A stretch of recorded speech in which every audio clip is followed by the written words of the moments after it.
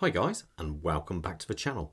Today we've got what I consider a really good looking watch from Rado. Now this is one of those watches which isn't going to appeal to everyone, but it's one of these I think just looks so cool on the wrist. It's got that kind of, it almost looks sci-fi, and I really like it. It's called the Anatom. Now this is like a 40th anniversary of this watch, as back in the early 1980s they had this same model, but now they've kind of brought it up to date a little bit more, and I just think it looks so good. It's one of these, it's Rado doing what it does best. It's got some cool kind of materials, and I think it looks border sci-fi on the wrist. It really does look good, especially with this strap and everything like that. But before I get into a review proper, I've got to say a massive thank you to the team over at First Class Watches of Kenilworth. They continue to support the channel. They have, a great cracking selection of watches, some really interesting pieces. If you're in the Midlands area of the UK, I would strongly recommend visiting their shop. If you're further afield, well, don't worry, because I'll leave a link to the website in the description below and at the bottom of the page. All I ask is that you do mention the channel if you contact them. So anyway, let's talk sizes first. We are talking 32.5 across by a lug to lug of, I think it's 46.5, and a thickness, though it doesn't look it, of 11.5 millimeters, because it only at the center and it tethers off at the ends. It looks so good. Now the bracelet, well, the strap on this one is coming out 24.5 at the top and then tapers down to 20 millimeters.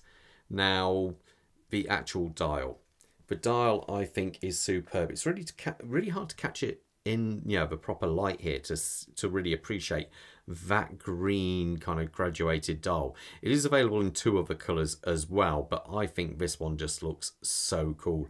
I love the way you have this kind of brushwork. You can't really see because of the lights, unfortunately, but brushwork going across there, and then it fades to black into the corners.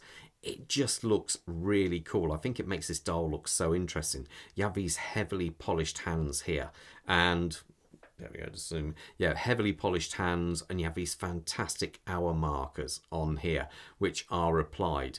It is just so cool, and you have the customary, can I zoom in on it, little anchor at the top, which does rotate depending on which position you have it in. It should always point down, obviously. So anyway, it just looks so good. I even like the date down here at 6 o'clock. It's got a real symmetry to that dial. It just, I say, it's something really special because the way it blends out into the crystal and the bezel there, it just completely disappears, and I do think it is rather cool. There is lume on this watch, but to be fair, it's not, it's not a dive watch. It is there, but it's not fantastic as such, but it does look very cool. Now as we come past this, you have this really rather cool sapphire crystal which is bonded on here. They look amazing. A nightmare for watchmakers if you are ever to smash one, because you can do it obviously, but it looks so very cool. I love the fact if you catch it in certain angles you can see kind of through it. It becomes transparent. So all good things there. Now obviously this is fixed into the case of a watch. Now being that this is a Rado, this is made of what they call their super high-tech ceramic. Now the reason for that is their original ceramics were just over 1,000 or 1,200 Vickers in toughness, which is very tough. These now are 2,000 Vickers. Now that means it is very, very scratch resistant. Now um some people can say that ceramic, if dropped, can break, and yes, of course that can happen. So don't drop your watch. That's all I can say about that. I do like the way it tapers in. As you can see there, it tapers down. It feels so light on the wrist. I really do like it. Same on this side. And then you have their crown here. It's not a screw down crown. It can go straight into manual wind there. Now it does have 50 meters of water resistance to this watch, so you'll be okay. You're not going to have any problems with this one at all, really. Now as we turn it around, we have this lovely case back there. it just looks so nice in here. I like the way it's got the 4 screws, which actually locks it in. I think it does look really, really nice. Now, under there isn't the Powermatic 80. It's actually what they call their calibre 4766, and it's based on the ETA 2892, but they've upped the power reserve. Now, what I like is they've upped the power reserve, but they've kept the beat rate the same. So what is meant by that is you get a very nice flowing second hand around the dial there. On their Powermatic 80s, they normally turn it down, and it doesn't, you know, beat as smoothly as what it does on this one. But you get a 72-hour power reserve, which is pretty amazing considering, and a 21 joules. Now, I put it on the Timegrapher. Now, as per usual, they rave on about the anti-magnetic properties of the balance spring on this, but guess what? It was actually magnetized when I picked it up, because it was saying something like plus 12 seconds or something like that. Put it on the demagged it, and then it was coming out at plus 2.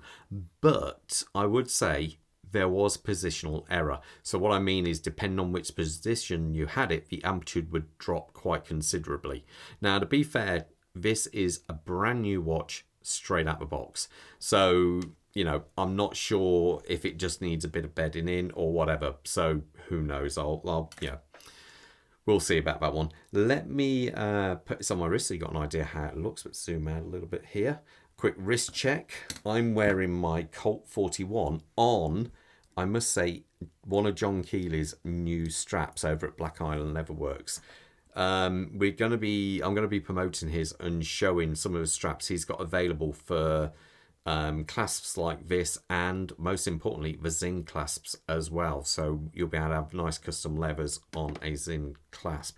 And Bob has got that new Euro limited edition Seiko, which is very cool. Oh, one thing I should point out on this, I didn't even mention, is the strap on this.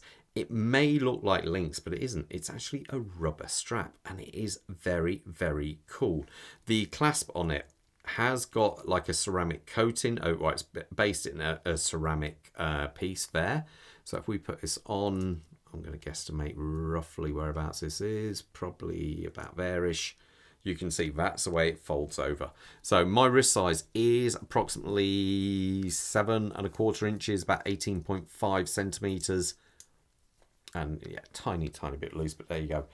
Now, even though it's only a 32.5 across, it still looks a good size on the wrist. I think because the way the bracelet blends into it, well, say the rubber strap, it kind of continues the watch going round, so it doesn't look small at all.